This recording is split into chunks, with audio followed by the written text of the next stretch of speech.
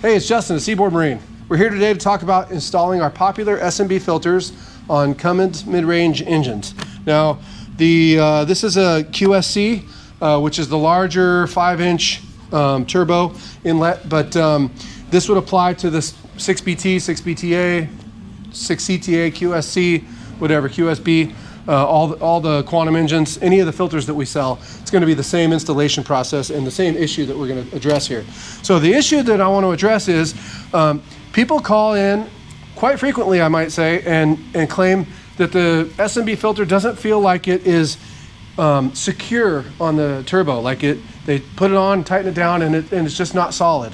And so my answer is always the same. It's that you really need to clean the turbo and clean the filter, but a lot of people are a little reluctant to hear that. There's a little bit of skepticism. So I want to dispel some of that skepticism and show you. So I got a Walker AirSep filter here, and the first thing I want to point out, I've already loosened this, get it ready to take off, is that the way that this filter has held on, and any filter, is not necessarily unique. They're all held on with a clamp and some kind of silicone or rubber. So our filters are also held on with a clamp and rubber. So there's nothing different about the way our filters attach than any other filter. The thing that you're observing is when you pull off the old filter, it's been on there for who knows how long, years maybe. And whoever installed it probably cleaned the turbo and the hose, make sure it was really clean, installed it. And even if they didn't, it had time to really cure and stick and get stuck on there. So what we need to do to make, if you want to feel like your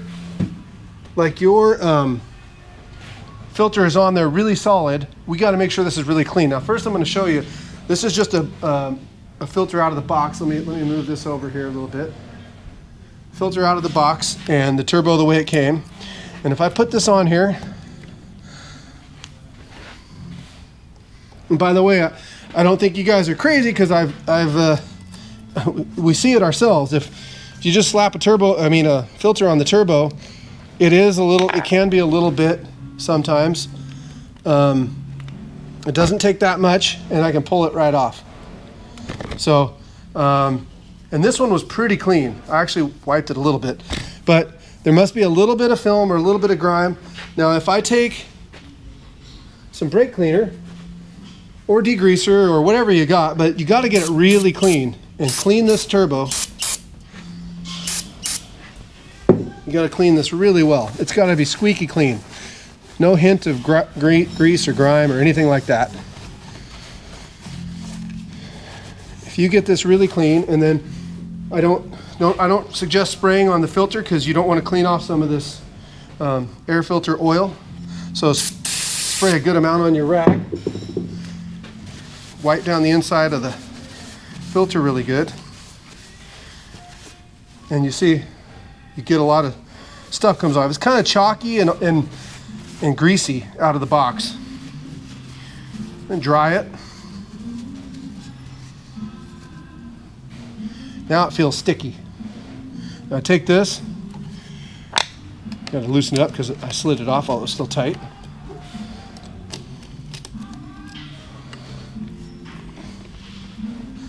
Get this on there. And these don't need to be crazy tight. Just with a nut driver, nice firm hand tight is all you need. And now this thing will not come off. And this is cold.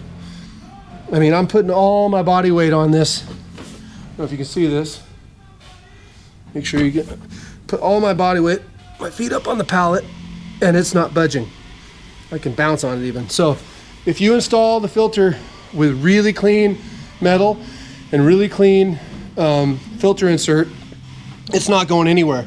And you've seen this, I'm sure, if you've taken off a hose or radiator hose or air hose, any hose off of an engine that's been on there for a while, rubber sticks to metal like crazy. So all you need to do to make sure that it's secure is get those surfaces really clean.